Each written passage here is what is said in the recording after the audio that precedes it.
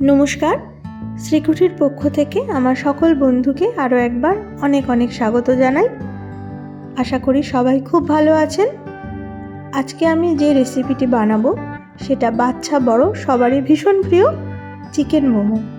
Chicken momo আমরা বাইরে বেরিয়ে প্রায়শই কিনি, কিন্তু আমি কিভাবে বাড়িতে বানাচ্ছি খুব সহজেই সেটা আপনারা প্লিজ সম্পূর্ণ ভিডিওটা দেখতে থাকুন। আশা করি আপনাদেরও খুব ভালো লাগবে। তো আর দেরি না করে চলুন যাওয়া যাক রেসিপিতে। 3 চামচ আমি ময়দা নিয়ে নিয়েছি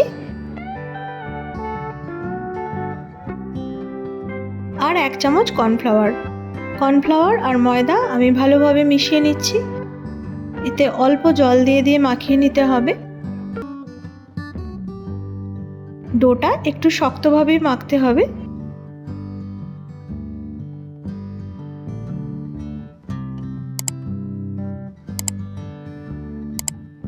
আমার ডো বানানো হয়ে গেছে।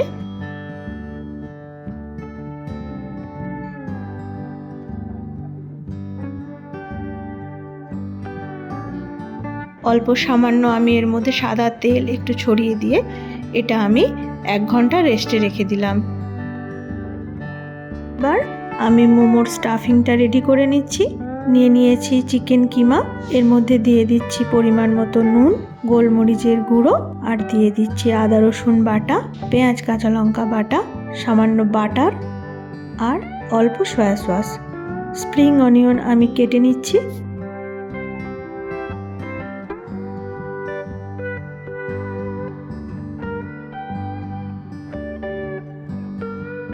অল্প স্প্রিং অনিয়ন দিয়ে দিলাম।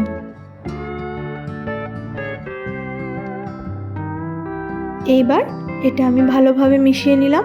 মোমোর স্টাফিং আমার একদম কমপ্লিট। 1 ঘন্টা পর আমি ময়দার ঢাকাটা খুলে এটাকে আমি আরেকবার রোল করে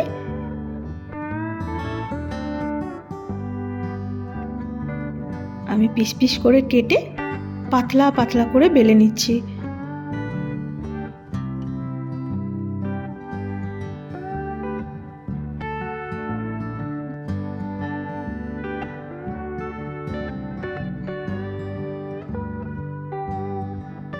দেখুন এইভাবে আমি পাতলা পাতলা করে বেলে নিয়েছি। এবার একটা গোল বাটির সাহায্যে আমি কেটে নিচ্ছি, তাহলে একদম পারফেক্টভাবে গোলটা পাওয়া যাবে। এইবার এর মধ্যে আমি মোমোর স্টাফিংটা দিয়ে দিচ্ছি। চিকেনটা এইভাবে আমি দিয়ে দিলাম।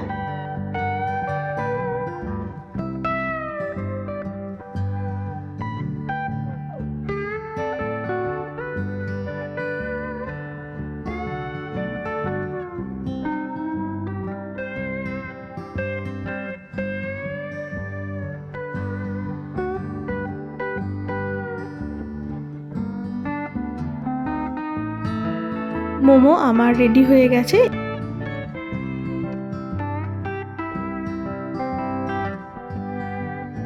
এবার আমি এটাকে স্টিমে দেব।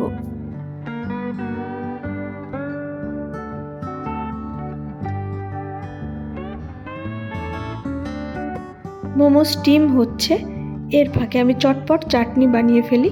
নিয়েছি টমেটো কুচি, রসুন কুচি, গোটা লাল লঙ্কা 4-5টা নিয়েছি। এটাকে আমি ভালো করে পেস্ট করে নিলাম।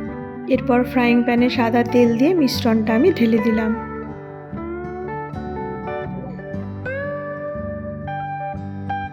এবার এর মধ্যে একে একে অ্যাড করে দিচ্ছি পরিমাণ মতো নুন, গোলমরিচের গুঁড়ো, অল্প সয়া সস আর টমেটো কেচাপ। এটাকে আমি ভালোভাবে নেড়ে চেড়ে একটা চাটনি বানিয়ে নিলাম। এটা ভীষণ টেস্টি খেতে লাগে মোমোর সাথে। ওর চাটনি আমার একদম রেডি হয়ে গেছে। এইবার দেখুন মোমো আমার একদম কমপ্লিট।